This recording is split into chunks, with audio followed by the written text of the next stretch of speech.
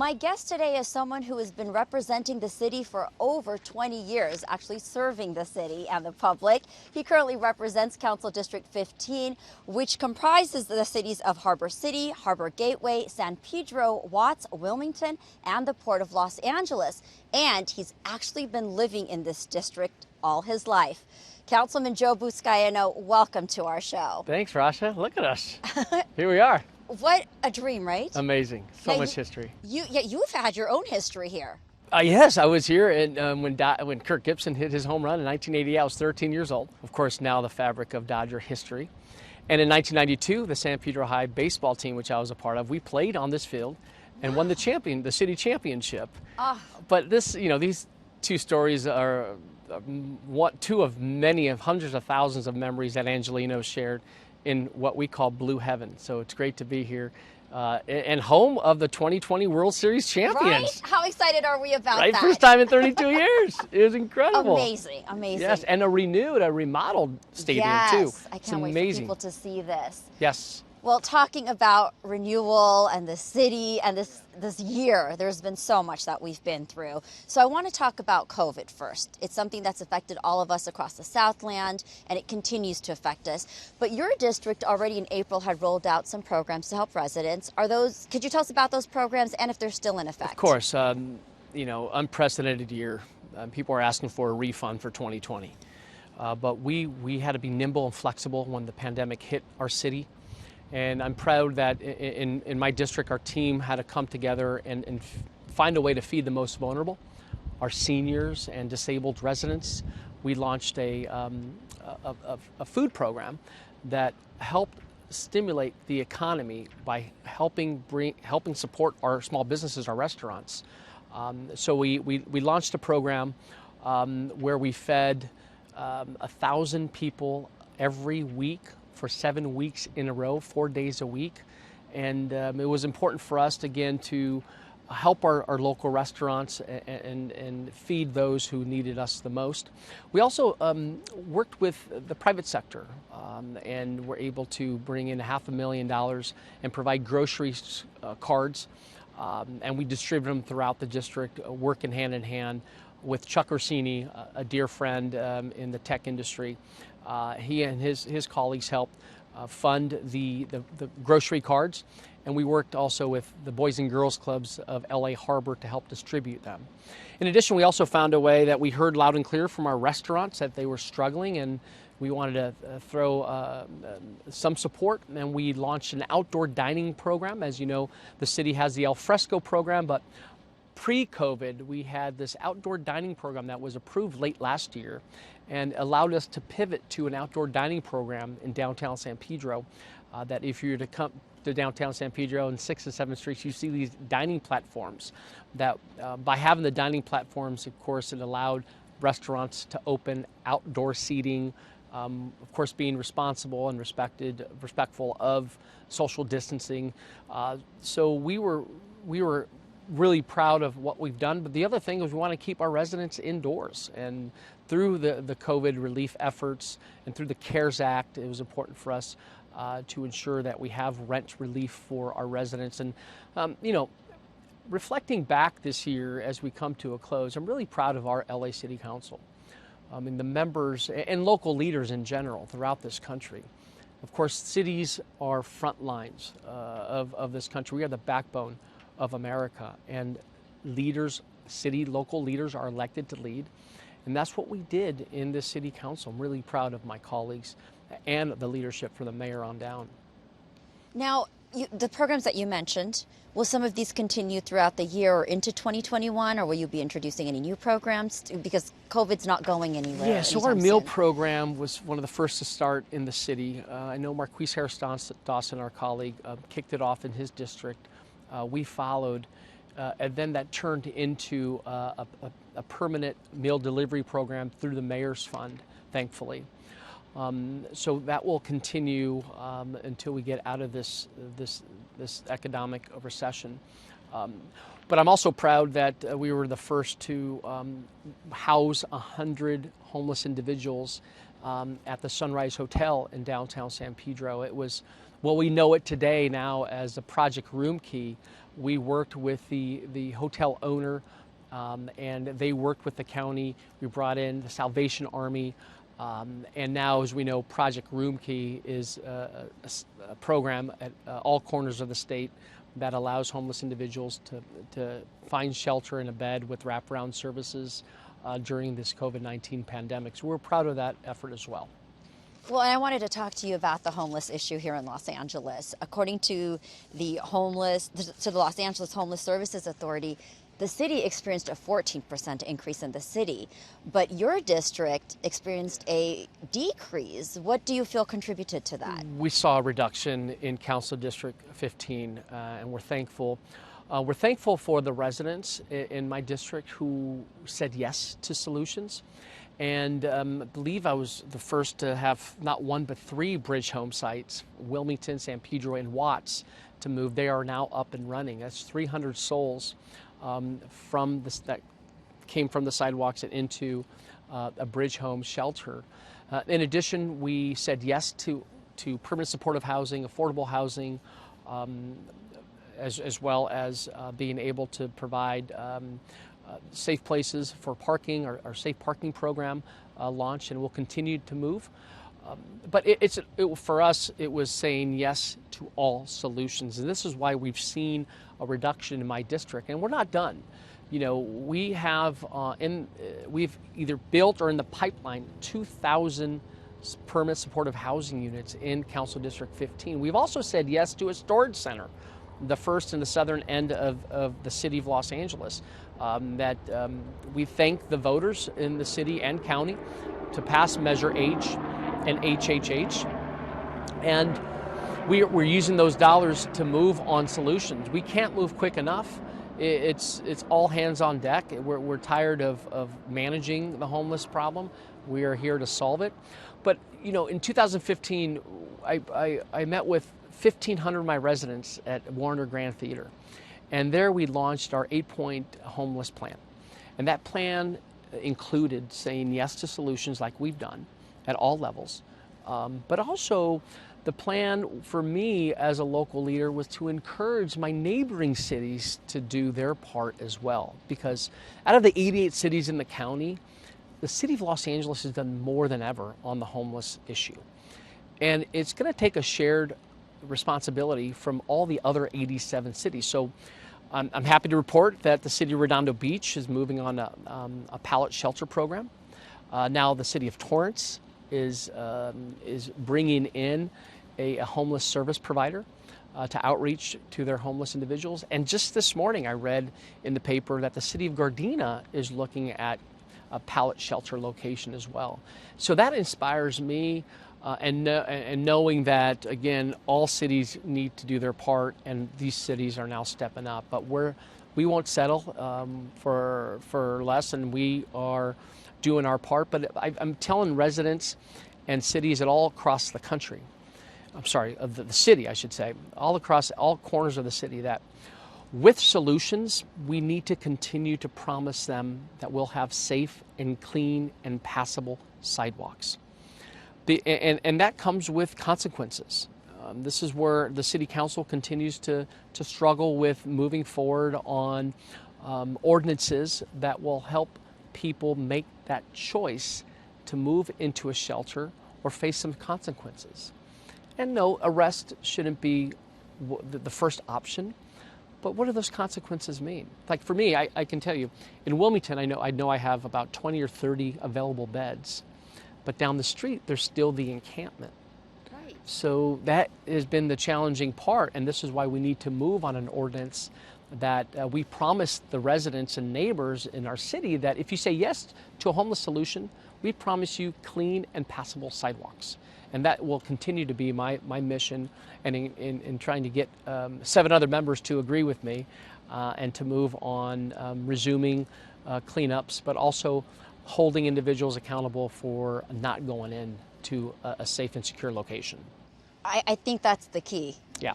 Because I think that's, as you said, we can move people, but it's the residents still that they're facing these conflicts of still seeing homeless people on the sidewalks. And so Right. the ordinance that you're talking about, is that something that is currently being discussed in council? It is. At the end of this month, we will have before us an ordinance, 4118, sitting, lying, sleeping on sidewalks, that if you have a bed available to a homeless individual, then they have to have some sort of consequences for them not moving.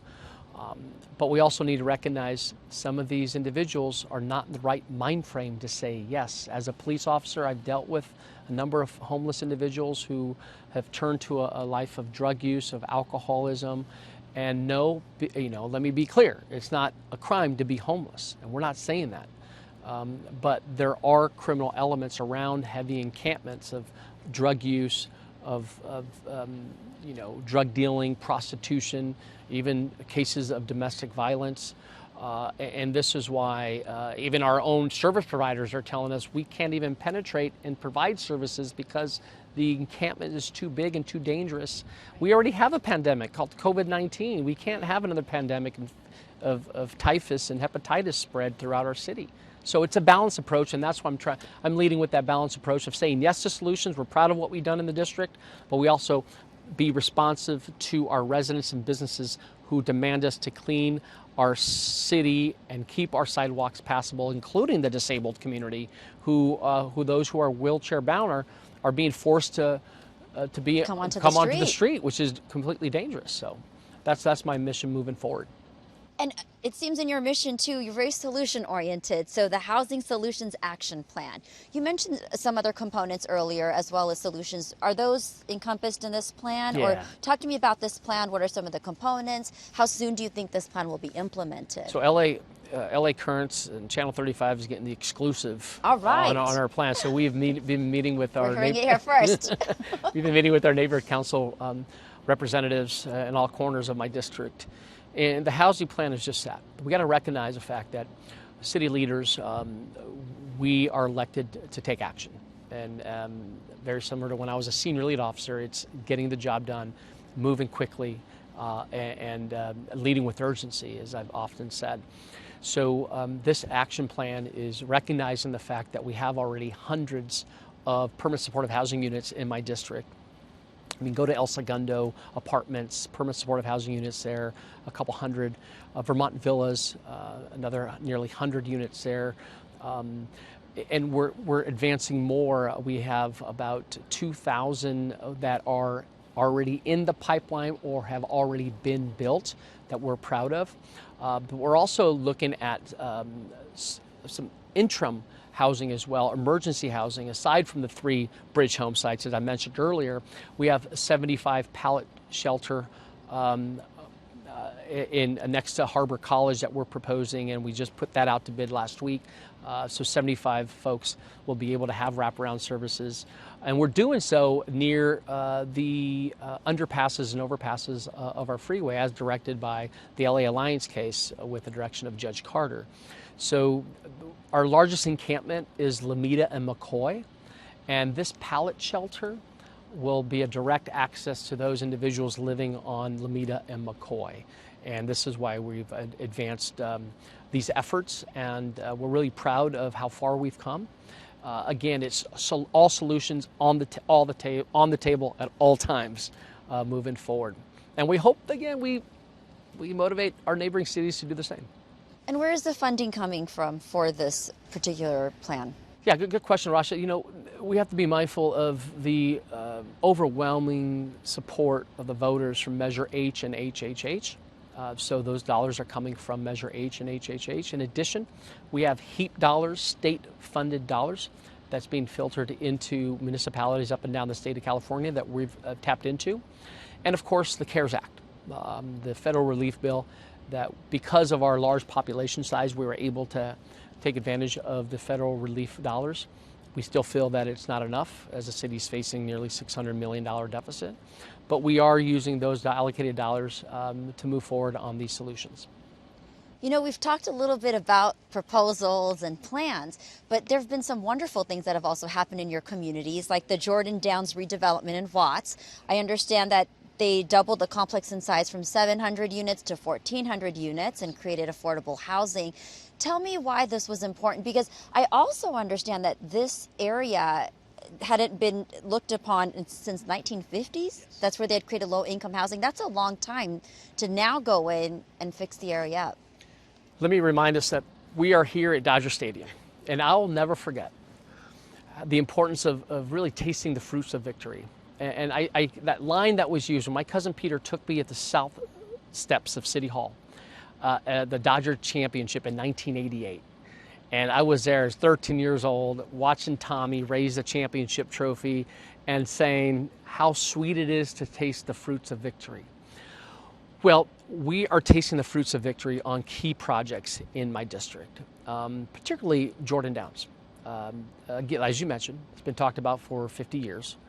You know, you could talk about having a vision. Long time. You could talk about having a vision, moving on plans, but leading with urgency and demanding change because the Watts deserves it. If you look today at Jordan Downs, it's an incredible development. Now, what we've done there, we've invested in the communities of color in Watts. We're using state dollars through the Watts Rising Initiative, which includes a core group of community of residents and nonprofits and police department, as well as our HACLA, our housing authority, advocating for state dollars and federal dollars. And that project is alive today is because of our advocacy efforts and the ability to move quickly. We've brought in new infrastructure on the extension of Century Boulevard. And if you go today to Jordan Downs, you see a Nike flagship store. You know, we've always said residents in South LA should not have to drive to the west side to go to a Nike store. We also included a Starbucks, but it's a special Starbucks. There's a community room, community center you can meet. It's a community training center for future Starbucks employees. We have quality grocery stores, Smart and Final. We have a hamburger place. But what I'm so proud of that shopping center is that 80% of the people working there are from the South LA community. And the housing. You're right, we've doubled the footprint without displacing one resident. It's quality housing. We're really proud of the fact that we're adding more affordable housing there, and having the ability not to displace a soul. And if you were to go today, it's a whole new development, and we're really proud of all of the efforts from the community all the way down to our local leaders. Well, I'm glad you mentioned that, because I did read that there was a concern about some residents being displaced, even though it was all low-income housing. So was that false information? So if you look at housing developments across the country and the storied past of housing developments, how they were redeveloped in other parts of the country, you're right. Folks were displaced. They were pushed out. The developments were raised, and then you had market rate housing built in place. But we've learned from that, and we made a commitment. It was a joint effort by our housing authority family, my office, the developers, to ensure that and keep that promise that not one soul will be displaced. And it did take some financing because they had to assemble some parcels of property so that they can phase in the development. And if you were to go today, I just think of Bow Wow, who grew up in Jordan Downs. And Bow Wow, incredible, just got out of prison. And when he came out of prison, he was given a job to rebuild Jordan Downs.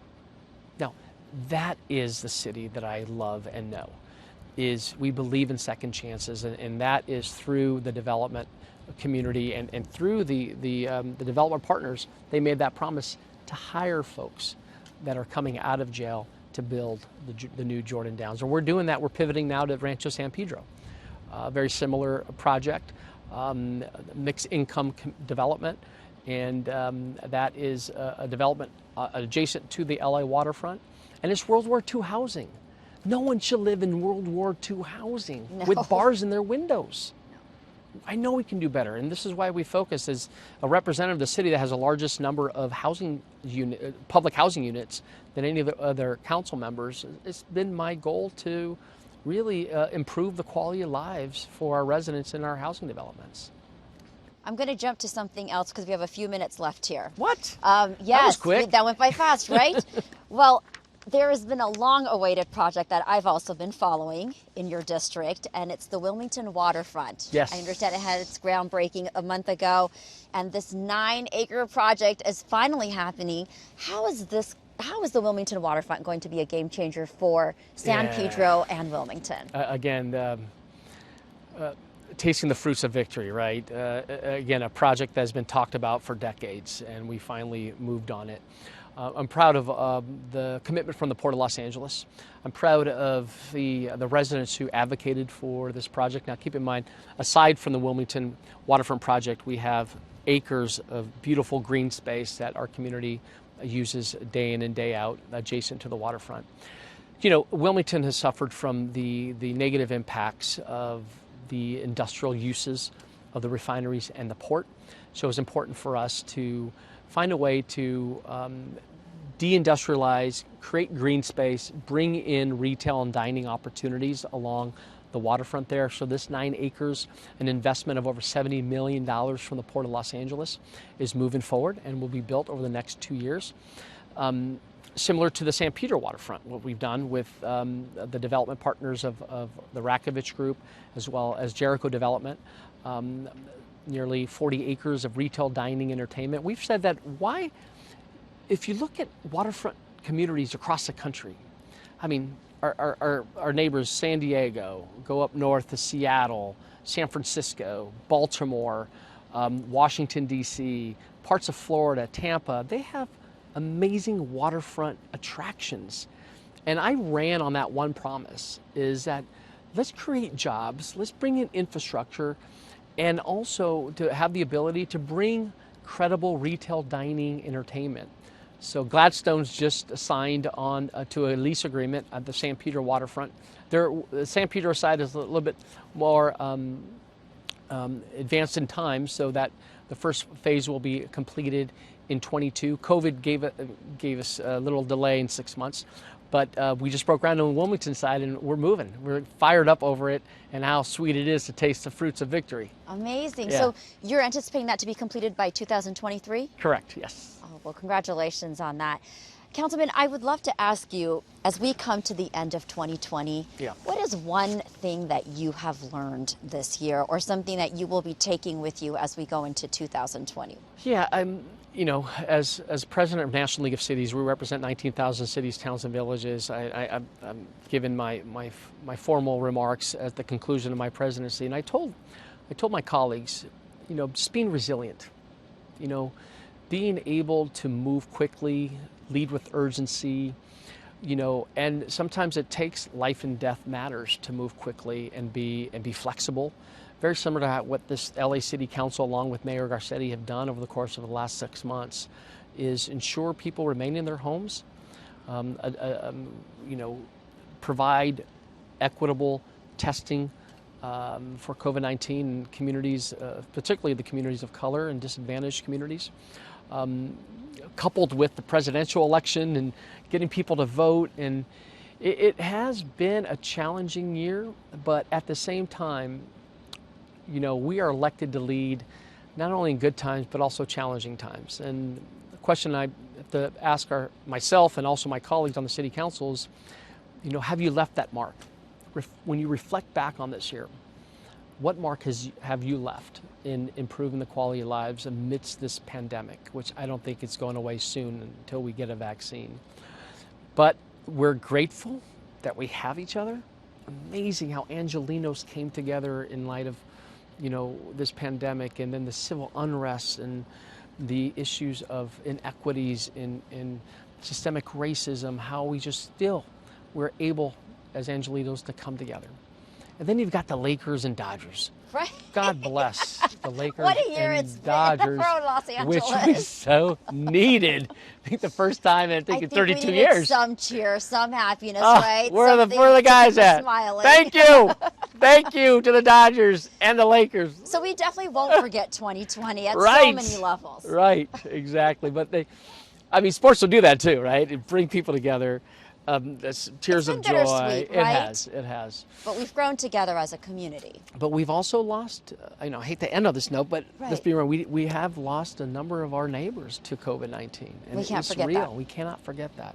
We're blessed to have each other as neighbors, and my message continues in all corners of the city of LA is to continue to look out for your neighbors, love and respect each other, and we're going to come out of this stronger and better. And any piece of advice you want to give to Angelinos before we go here?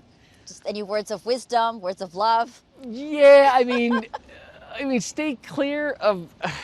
There's so much negativity in social media, and regardless of your party affiliation and what you believe, and just be kind. Be kind to each other. Love That each other. doesn't take Respect much. each other. Really help your neighbor who's in need. I remember we were part of on my block we had a senior citizen who she fell and broke her hip and needed knee replacement. We got on that meal train. It's just that, and I know who we are as Angelinos. I know who we are as a city that's united, not divided, and I'm thankful that we're going to see a pivot in a new presidential administration that's going to abide by that, and the issue of really restoring the soul of our country, and it starts at the top, starts at that presidential level. But here on the ground, it's where it's at. We're on the ground, and my advice again is to be kind, have faith. However you pray, just have faith in yourself, in your family, in your neighbors, and we'll get through this. I have to say, though, before we end here, you are one of those few individuals through the most difficult times. You are always smiling. And I You've think got that it. just brings so much hope. I don't think I've ever been to an event, even in the most challenging times, you just bring this smile, which brings people hope. So thank you for that. I appreciate that. It's it's okay to smile. And as much I'm Italian, born and raised, and we're emotional. We love to hug and kiss. So I'm sending a virtual hug and a kiss to all of the city of Los Angeles. Thank you so much. It's Thanks, been a Rasha. pleasure Thanks for having having you me here. in this environment, At Blue the Heaven. Dodger Stadium. So from the Dodger Stadium, thank you again for joining all of us on LA Currents.